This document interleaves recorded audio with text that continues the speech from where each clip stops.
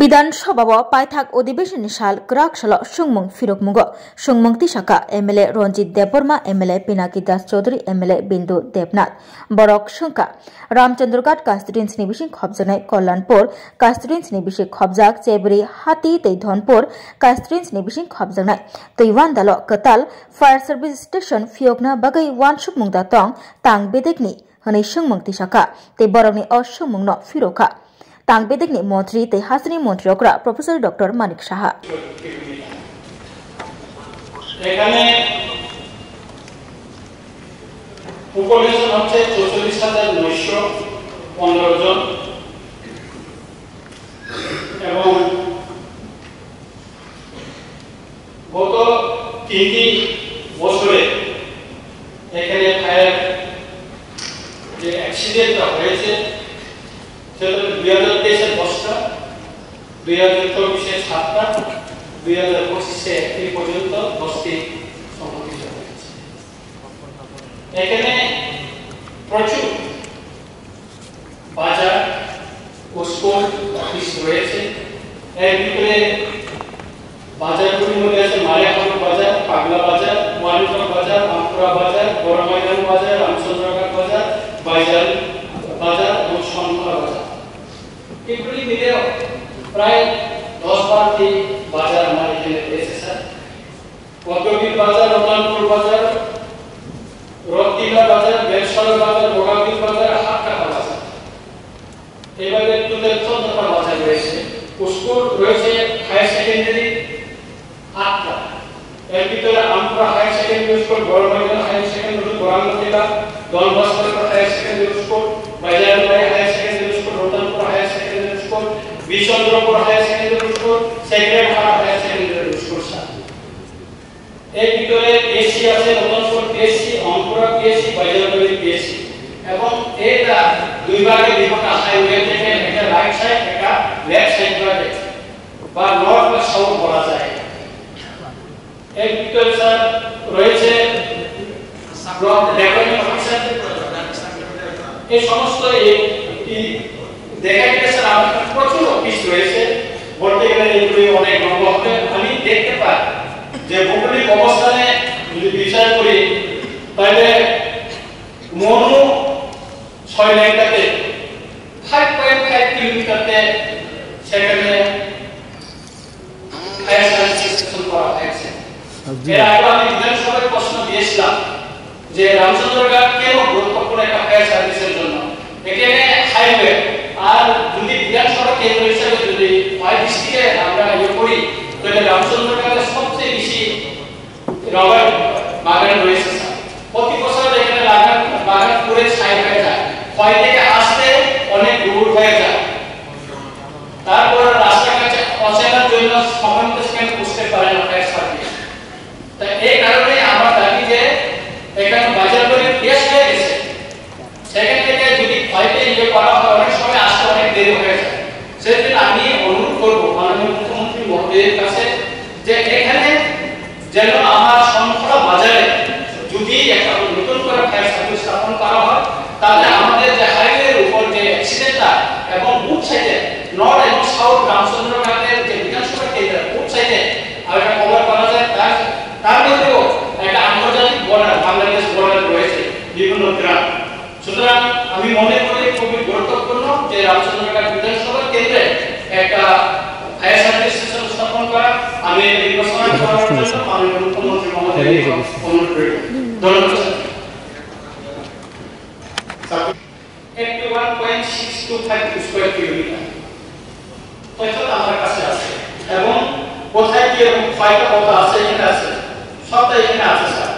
Khowai municipal কাউন্সিলে 6.819 square kilometre ভিতরে আছে। তারপর সামনুতে 5.5 কিলোমিটার ভিতরে ফায়ার সার্ভিস স্টেশন হয়েছে স্যার। এখন আছে এটা 5.5 কিলোমিটার। ওই সামনুতে যে ফায়ার স্টেশনটা করা হয়েছে স্যার সেটা কি গাইডলাইন মানা হয়নি? কিভাবে হবে স্যার? এটা মানে ঠিক আছে বসুন।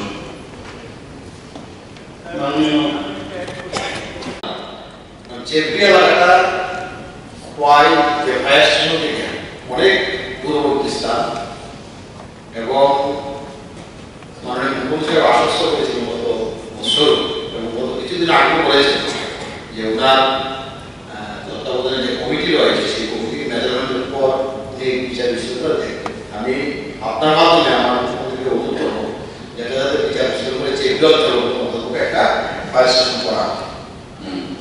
বিন্দু দেবনাথ প্রায় 4-5 বছর ফায়ারম্যান এবং ড্রাইভারের শূন্য নেই, এটা কিন্তু রিলেট। আপনার কর্মচারী নেই, ফায়ারম্যান নেই, ড্রাইভার নেই, সেখানে মারা কি অবস্থা? আমি মাননীয় মুখ্যমন্ত্রীর কাছে বলবো, এটা রিকোয়েস্ট করবো যে আমার মনে আমার কাছে উঠে গিয়েছে প্রায় 3 বছর আগে অ্যারাউন্ড 45 পোস্ট ফায়ারম্যান স্যার শুনুন, it is for the people, not for you ourselves.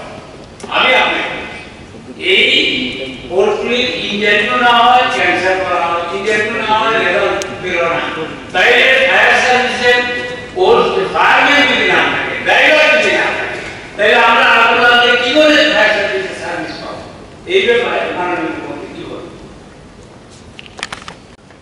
Sir, question number 1, Ramchandraghat বিধানসভা কেন্দ্রের অন্তর্গত এবং কল্যাণপুর বিধানসভার অন্তর্গত চেপটি বাজারে এবং মানপুর বিধানসভার অন্তর্গত তৈলান্তরে এই বিষয়ে কোশ্চেন 1 নম্বর এখানে রাখা হয়েছে যে মাননীয় বিধায়ক রঞ্জিত দেববর্মা, মাননীয় বিধায়ক শ্রী পিনাকি দাস চৌধুরী এবং মাননীয় বিধায়ক শ্রী বিন্দু দেবনাথের এই প্রশ্ন যে একটি করে নতুন যে ফায়ার সার্ভিস স্টেশন খোলার কোনো পরিকল্পনা দপ্তরে আছে কিনা।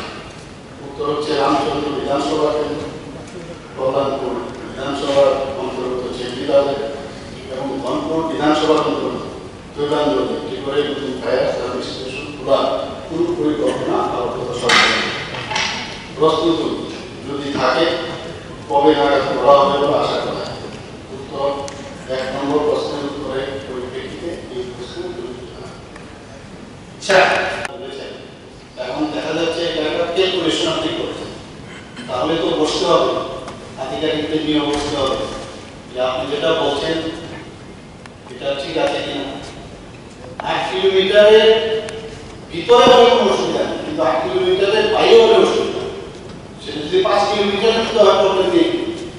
আর আপনি যেটা বললেন আরো অনেক বিষয় আছে, যেমন আগরতলার মধ্যে এখানে এত ঘনত্ব, এখানকার যে বিষয় এখানে কিন্তু আরো যদি 5টা ফায়ার ব্রিগেড করেন তারপরে শেষ হবে।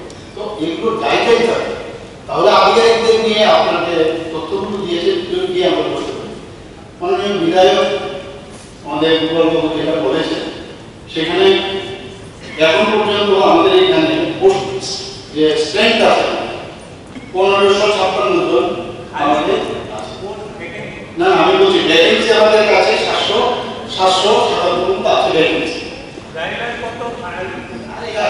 তো এই ভ্যাকেন্সি পূরণ করার জন্য প্রক্রিয়া আপনাদের চলছে, কোন জায়গায় ত্রুটি ছিল ত্রুটিগুলো আমরা সারিয়ে নতুনভাবে আমরা চেষ্টা করছি। আমরাও চাইছি সব শূন্যপদগুলো যাতে পূরণ হয়।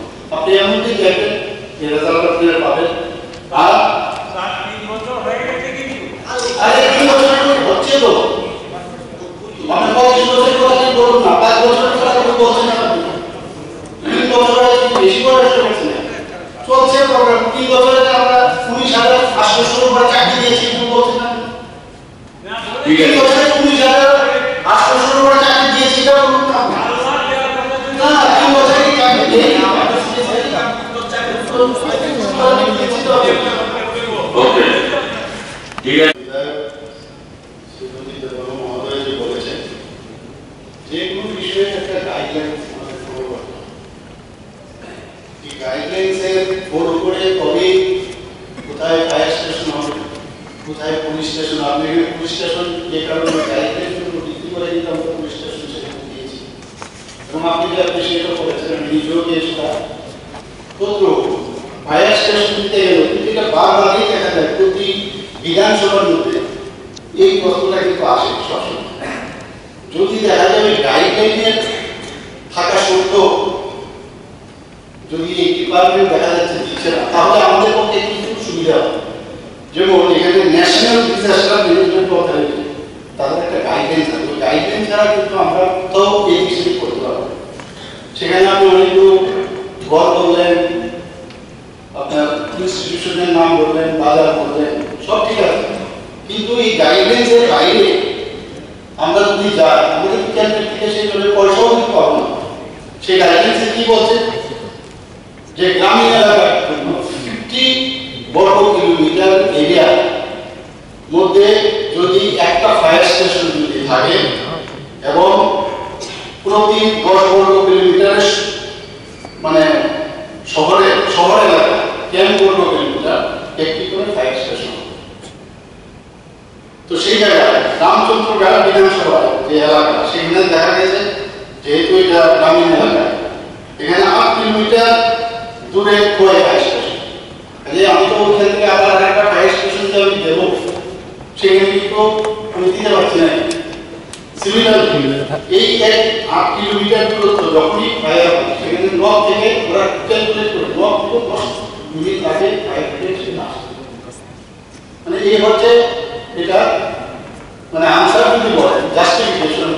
সিমিলারলি এখানে মাননীয় বিধায়ক মাননীয় যে কল্যাণপুরের মাননীয় বিধায়ক যে প্রশ্নটা এখানে রেখেছেন যে চেপটি বাজার এলাকা কল্যাণপুর বিধানসভা এখানে নিকটবর্তী কয় আবার সেই কয় অ্যাক্সিডেন্ট চলে আসছে এবং যা দূরত্ব হচ্ছে 7 কিলোমিটার। তো সেখানেও এই 7 কিলোমিটার যখনই কেন 8 মিনিট সময়। এখন ওই জায়গা থেকে যদি আমাদের মানে এরপরও যদি সবাই মানে এর বাইরে যদি আমাদের দিতে হয় তাহলে তো আমাদের সেরকম বেশি আমাদের সেন্টার থেকে আমাদের লাগবে, কবি আমরা দিতে পারবো।